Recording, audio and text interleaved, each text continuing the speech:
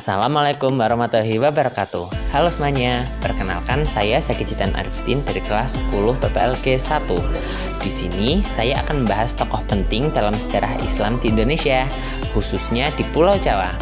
Beliau adalah Sunan Ampel, guru para wali, penyebar Islam, dan pendiri pesantren pertama yang punya pengaruh besar hingga sekarang.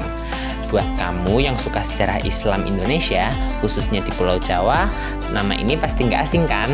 Tapi sebenarnya siapa sih beliau? Gimana kisah hidupnya? Dan kenapa perannya begitu penting dalam penyebaran Islam di Indonesia?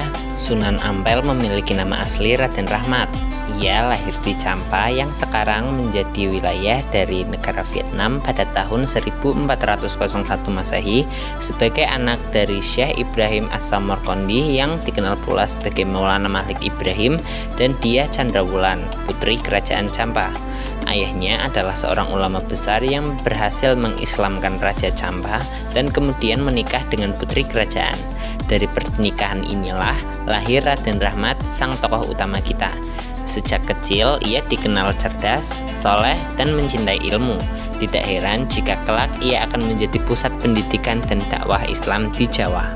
Pada tahun 1443 Masehi, Raden Rahmat dan adiknya Sayyid Al-Murtado berlayar ke Pulau Jawa.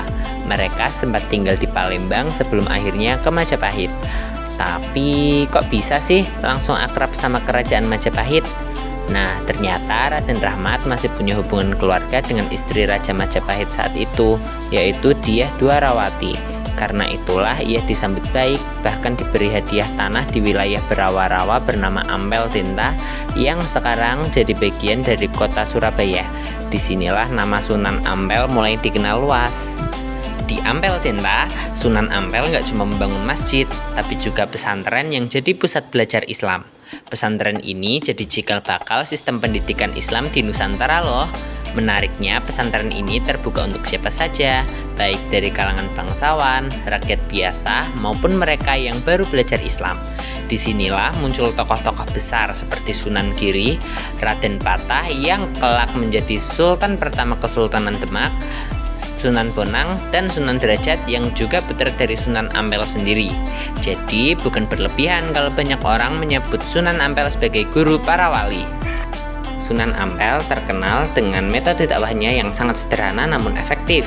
Salah satunya adalah pendekatan moh limo, yang artinya tidak melakukan 5 hal buruk, yakni yang pertama moh main, yang artinya tidak mau berjudi, yang kedua moh ngombe, yang artinya tidak mau meminum minuman keras, yang ketiga ada moh maling, yang artinya tidak mau mencuri, yang keempat ada moh madat, yang artinya tidak mau mengonsumsi narkoba, dan yang terakhir moh madon, yang artinya tidak mau berzina. Sederhana ya, tapi pendekatan inilah yang membuat ajaran Islam diterima tanpa paksaan oleh masyarakat Jawa pada saat itu. Sampai sekarang banyak banget loh peninggalan Sunan Ampel yang masih berdiri kokoh. Beberapa di antaranya yaitu Masjid Sunan Ampel yang merupakan salah satu masjid tertua di Indonesia. Kemudian ada Masjid Rahmat di Kembang Kuning yang dibangun bahkan sebelum sampai Ampel. Dan yang terakhir ada Masjid Jami Peneleh dan juga kawasan Kampung Arab Surabaya yang jadi pusat Islam saat itu. Dan tentu saja makam Sunan Ampel masih jadi tempat ziarah dan pembelajaran sejarah hingga hari ini. Sunan Ampel bukan cuma penyebar agama, ia adalah pendidik, pemimpin, dan perintis perubahan sosial. Lewat pendekatan damai dan pendidikan yang terbuka, ia berhasil menanamkan nilai-nilai Islam di tanah Jawa tanpa konflik. Dan menariknya, warisan pemikirannya masih bisa kita rasakan sampai sekarang. Jadi, masih mau tahu lebih banyak tentang Wali Songo dan sejarah Islam di Nusantara? Jangan ragu buat eksplor lebih jauh, karena sejarah bukan cuma untuk dikenang, tapi juga untuk dipelajari dan diteladani. Nah, itu tadi sedikit cerita tentang Sunan Ampel, sosok yang bukan cuma ulama, tapi juga pendidik dan pemimpin yang luar biasa. Semoga dari video ini kita bisa belajar pentingnya dakwah yang bijak, pendidikan yang terbuka, dan semangat penyebaran kebaikan. Yuk kita telusuri lebih banyak lagi sejarah Wali Songo lainnya.